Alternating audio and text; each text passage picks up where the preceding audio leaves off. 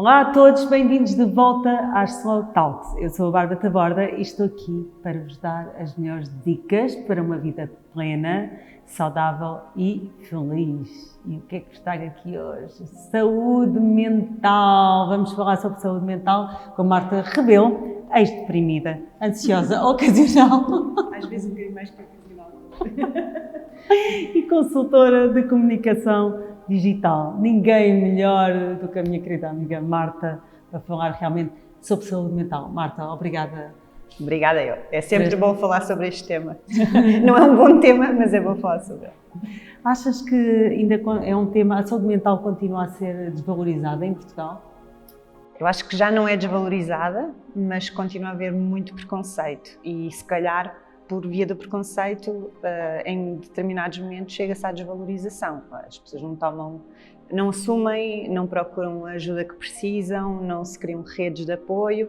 No fundo andamos todos a assobiar para o lado, não é? Como se fosse um problema dos outros, mas eu começo a achar que o que é anormal ou o que é marginal, o que é excepcional, é alguém que não tenha ou não tenha tido um problema de saúde mental. Sabes que é engraçado, quando eu comecei a preparar para esta entrevista, fui ver os números, não é? de casos com problemas de saúde mental, deprimidos em Portugal. E fiquei um bocadinho surpresa, assustada. Eu tenho mais notícias para ti, então. É que os números estão todos muito por baixo, porque não existem, são extrapolações, não existem estatísticas, nem mundiais, nem a nível mundial. Nós estamos a falar de 1/4 da população portuguesa. É 1 em cada 4, é mais ou menos o número gordo que se usa agora. 1 em cada 4 pessoas tiveram, ou estão a ter, ou vão ter problemas de saúde mental. É difícil. E porquê é que isso acontece? Porquê é que não há, ou seja, porquê é que não há mais voz? Eu começo a ver até que há muitas pessoas, especialmente até figuras públicas, por exemplo, o António Raminhos, que fala imenso sobre saúde mental, o teu caso.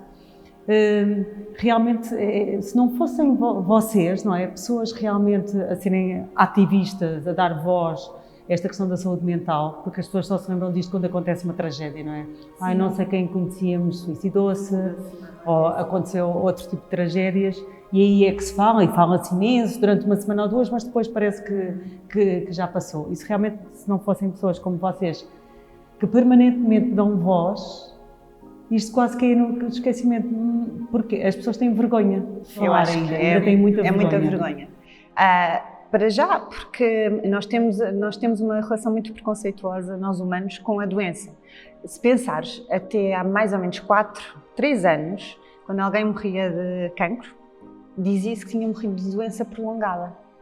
Era. Nas notícias, imagina, morreu uma figura pública, morreu de doença prolongada. Nunca se dizia a palavra.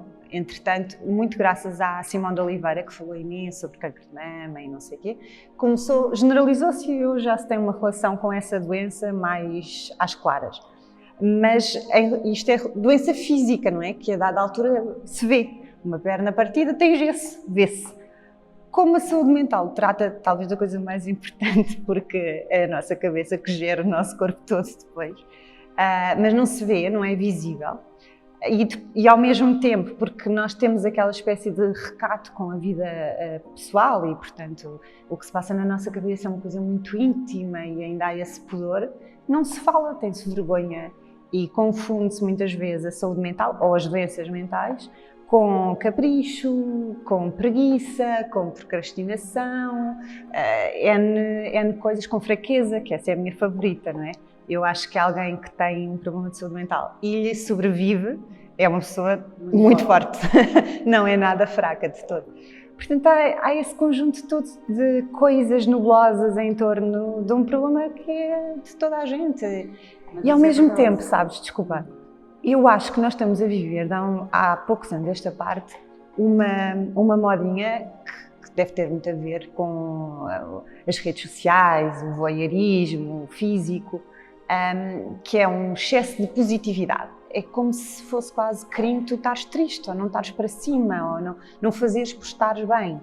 E todos nós temos momentos de tristeza e para baixo, nem precisamos de ter problemas de cabeça para isso, não é? Eu acho que a tristeza e a alegria são só... emoções que fazem parte. Exatamente. E há uma espécie de pressão exterior para o positivismo, para a positividade, para estar tudo bem.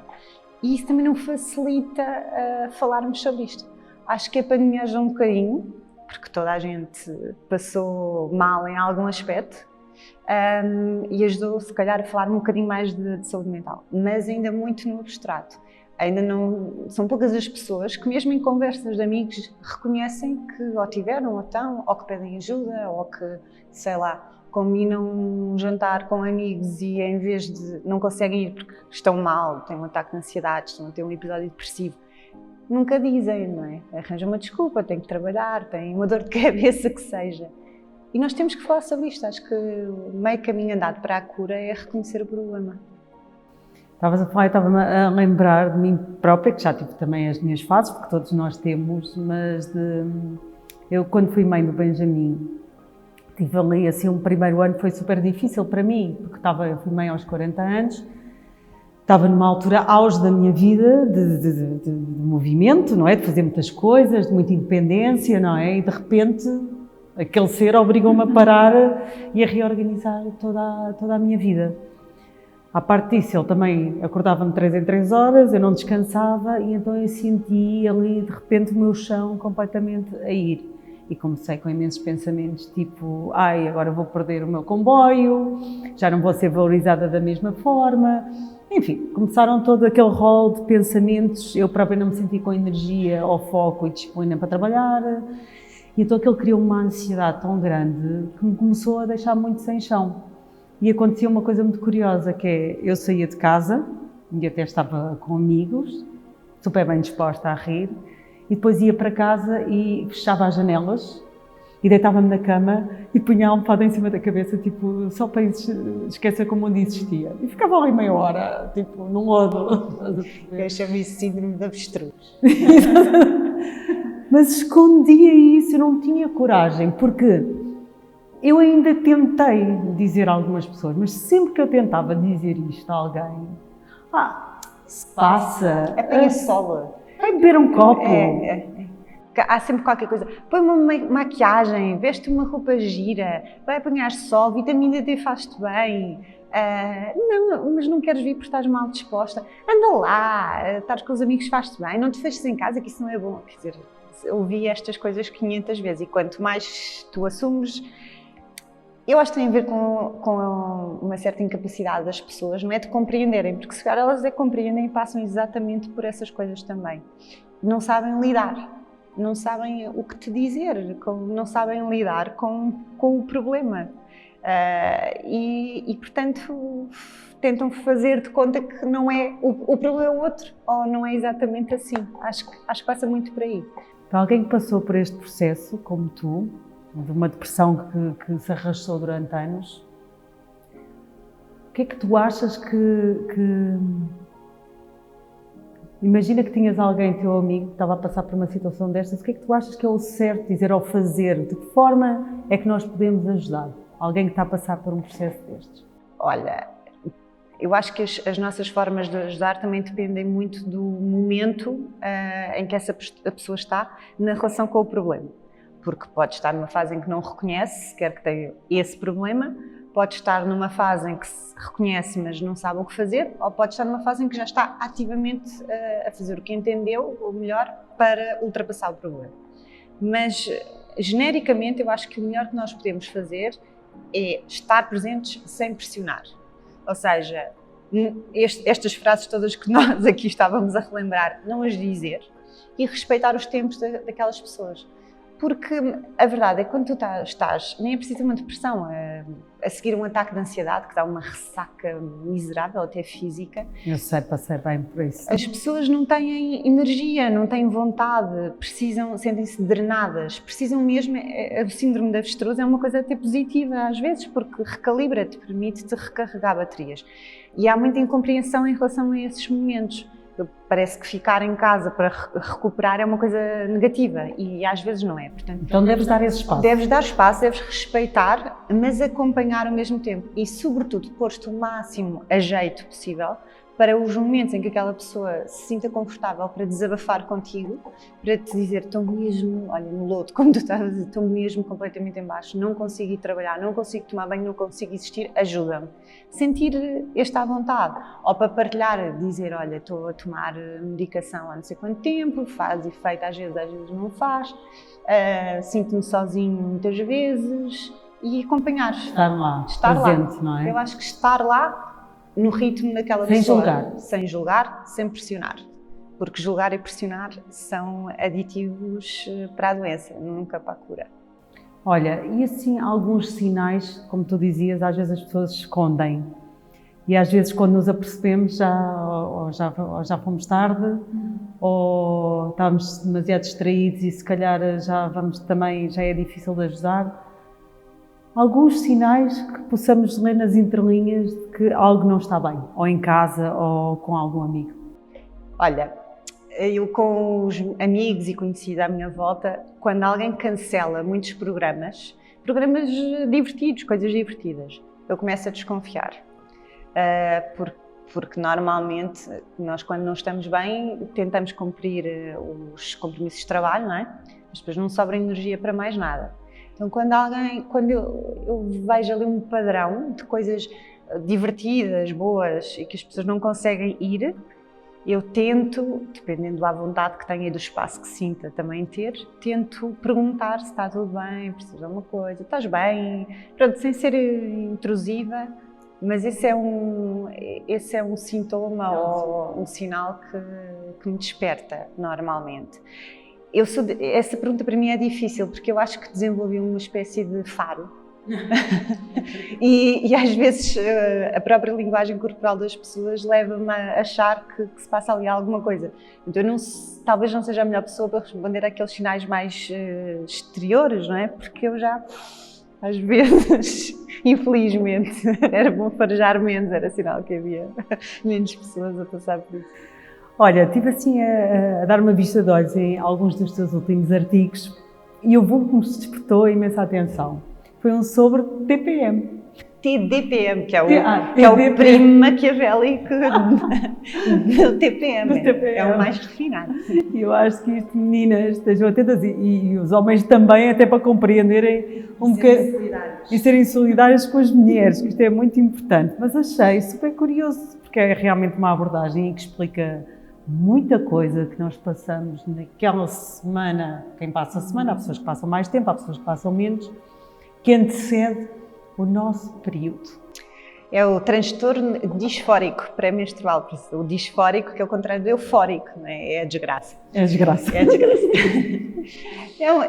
Nós crescemos a ouvir muito dizer que período, tal como a gravidez, não é doença, não é?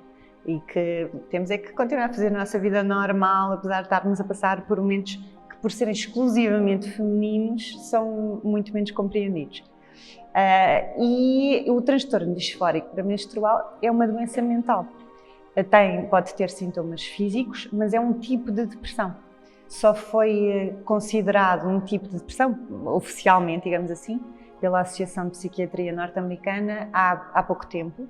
Andaram há anos a estudar o fenómeno até decidir que, de facto, era um diagnóstico depressivo possível. Assim, trocando muito por miúdos, porque eu acho que todas nós passamos por alguma coisa naqueles 10 dias antes de chegar ao período. Mas o TDPM, por isso é que eu digo que é o primo maquiavélico e refinado, normalmente tem sintomas mais graves, a irritação, a irritabilidade, sentirmos deprimidas mesmo, em baixo, assim, desesperançadas, é uma expressão clínica, desesperançadas, com oscilações de humor muito acentuadas, conflituosas, porque não temos paciência para nada. Muito conflituosas. A dormir pouco, a querer comer tudo ou não querer comer nada. O que faz o salto do TPM para o TDPM é a verificação destes sintomas de forma grave. Os psiquiatras dizem que o grave é quando isto tem consequências funcionais, quando altera a tua capacidade de funcionar, social e profissionalmente. E verificou-se no último ano, em quase todos os meses, nos últimos 12. Aqui existe, e isto devia ser dado a todas as mulheres, a partir do momento em que aprendem a ler e escrever, não tanto, mas a partir dos 10 anos, existe, e é a forma de diagnóstico, uma espécie de mapa de autoanálise, com os dias de cada mês e com um conjunto de sintomas que estão identificados como sendo de TDPM ou de TPM, para nós fazermos a nossa autoavaliação e irmos sinalizando o que é que temos, o que é que não temos, para depois, com a ajuda de um médico, analisar aquilo e perceber em que escala de problema é que nós estamos. Mas claro, isto está online, é uma ferramenta acessível para todas as mulheres que precisem. Eu desde que o descobri, comecei a usar. Agora, o problema é o passo seguinte, não é? Quem é o médico simpático, acessível e consciente, ou médica, que te vai dar tempo de antena para tu expores o teu problema. Porque, sendo um problema de saúde mental, normalmente, a quem é que nós recorremos se temos um problema que relacionamos com o período? O ginecologista, não é? Exatamente. E um ginecologista que nos referencia um psiquiatra, ao contrário, ou que trabalha em conjunto, é uma coisinha assim um bocadinho mais sofisticada, digamos. Isso leva-me ao início da nossa conversa, que ainda não estávamos a gravar, antes de começarmos a gravar, sobre esta questão que também ainda é um bocadinho estranha, esta forma de apoio, forma como se articulam os médicos e toda esta questão da psiquiatria, da psicologia, dos terapeutas, que ainda é tudo muito sensível. Eu estava até a dizer, por exemplo, quem tem um seguro de saúde praticamente não tem acesso a um psicólogo, portanto, daí eu achar que a saúde mental continua a ser desvalorizada, porque se fosse valorizada como outra doença qualquer, estaria dentro de um plano da mesma forma que as outras. E eu acho que se calhar até estaria quase num plano superior, não por ser mais importante que a saúde física, eu acho que todos os níveis, os patamares de saúde são igualmente importantes, mas porque a nossa saúde mental condiciona de forma assustadora o que se passa no nosso corpo físico. Nós somatizamos imensas coisas, o nosso corpo às vezes desenvolve doenças que são consequência do nosso estado de saúde mental. Sim. E, portanto, no mínimo, colocar no mesmo patamar, mas eu até diria que, a título preventivo e de promoção de bem-estar, a saúde mental se destaca um bocadinho em relação à saúde física. E depois há aqui outras subtilezas. Por exemplo, um dos neuroquímicos, um dos neurotransmissores essencial para o nosso bem-estar mental é a serotonina. Já toda a gente ouviu falar de serotonina. Está. Onde é que ele é produzido? No cérebrozinho. Nos intestinos também. Assim, há aos milhões, não é? Estou sempre a falar sobre isso. Há aos milhões, portanto, quer em relação a mente físico mais óbvia e até estranha para os cânones a que estamos habituados, não é? Do que esta, entre o cérebro e o intestino. Ou seja, os nossos intestinos moldam o nosso humor, mas é assim mesmo. Agora, se existe vergonha e preconceito do lado de quem passa por isto, também existe, não é vergonha, mas é uma quase incapacidade, não é? Resistência, incapacidade, também uma forma de preconceito, às vezes até um preconceito profissional, do lado da classe médica. Porque o conceito de medicina integrativa, eu acho que o ideal, eu não sou médica nem cientista, mas acho que o ideal era a Bárbara tem um problema de saúde e nós vamos, de acordo com os sintomas que a Bárbara tem, vamos juntar aqui 2 ou 3 ou 4 médicos ou especialidades e vamos fazer um diagnóstico e uma solução integrada, uma terapêutica integrada. Claro que isto não existe. Mas não nesta versão tão perfeita e tão completa, mas os médicos das diferentes especialidades precisam de falar entre eles. E já entre psiquiatras e muitas outras especialidades, endocrinologistas, porque as hormonas da tiroide podem gerar problemas que são muitas vezes confundidos com problemas de saúde mental, nomeadamente depressões. E um psiquiatra nunca te vai mandar fazer análise à tiroide na vida. Da mesma forma que o endocrinologista também não te vai mandar ao psiquiatra para ver se a sua tiroide está normal. Vai ali ao psiquiatra ver se calhar é esse o problema. Os psiquiatras têm uma desconfiança muito grande em relação aos psicólogos, que são também um dos braços armados na luta contra as doenças mentais, ou na cura, digamos assim. E, portanto, às vezes, mesmo que do nosso lado chegamos a um ponto em que falamos das coisas, procuramos ativamente ajuda, sem vergonha e tudo mais, pois é uma luta desgraçada do outro lado. E eu acho que do outro lado existe uma obrigação maior de saber agir, reagir e responder do que do nosso, não é? Porque estamos a falar de médicos, de pessoas que estudam para ajudar a resolver problemas de saúde das outras pessoas. Eu aí estou completamente contigo. Eu hoje em dia estou muito focada nessa questão da saúde funcional integrativa e falo muito com médicos que até nutricionistas que seguem essa abordagem. Há médicos que seguem, atenção, isto é uma generalização, mas graças a Deus já há exceções. Há alguns médicos que seguem. Já, é verdade. E é muito interessante, e eu falo imenso nisto quando quero fazer uma lavagem cerebral às pessoas com os meus retiros a propósito da alimentação, e dou-lhes exemplos como uma higiene de sono má, ansiedade, a depressão, muitas vezes, e agora vamos lá, vem de uma má alimentação, más bactérias que estão no nosso intestino, que é onde é produzida a nossa serotonina. E às vezes, em vez de recorrerem logo, se calhar, a um médico psiquiatra, que são muito válidos e são necessários também, às vezes, se tivessem o tal diagnóstico de medicina integrativa e de olhar por um todo, podiam tratá-lo através de outro tipo de ferramentas, como a alimentação, como se calhar a meditação, desacelerar a vida, sem ter que recorrer logo. Coisa. Mas é como tu dizes, como ainda há é estranho, porque os médicos não querem assumir que se calhar e tal, estão muito agarrados àquelas crenças, àqueles valores, eu estou em equilíbrio, aquilo é assim, não pode ser de outra forma. E é um bocadinho aos quintais, não é? Porque se é um problema de saúde mental, é esta prateleira, então é o meu feudo. Se é um problema hormonal, então é isto. E não é assim, o nosso corpo era simpático, não é? Se fosse tipo barragem, agora fechamos este dique e vamos. Não é assim, não é por comportas, é uma coisa, é um organismo só, não é? E tem que passar a ser visto também assim por quem trata da nossa saúde, por quem estuda e é cientista do corpo e da mente. É verdade, Marta. Olha, podemos estar aqui horas à conversa.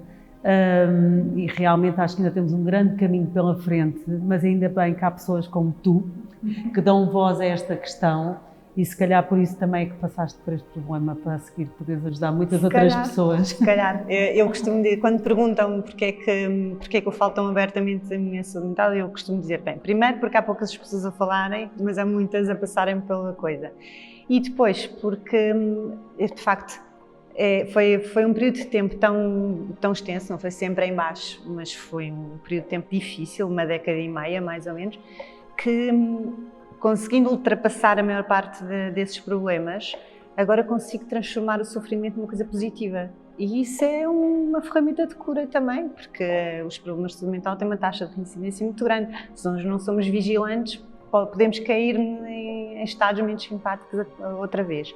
Então esta é a minha forma de transformar uma coisa negativa numa coisa positiva. E é uma ótima forma e é uma ótima ferramenta e eu espero que continues a espalhar e a dar a tua voz. Eu espero que não, sabes porquê? Porque no dia em que já não for preciso dar a minha voz, é sinal que já estamos noutro ponto de lidar com este problema. E não se esqueçam que a mente comanda mesmo tudo. Nós até podemos ir ao ginásio, ter uma boa alimentação, mas se não cuidarmos da nossa mente, ela vai tomar conta de nós e nunca sabemos o que é que pode acontecer. Estejam atentos aos sinais, tentem arranjar formas de partilhar com os vossos amigos ou estarem atentos àquilo que se está a passar à vossa volta. E é isto é sempre um tema sensível. Marta, muito obrigada por teres vindo. Espero que gostem, partilhem as vossas opiniões, as vossas questões e até ao próximo.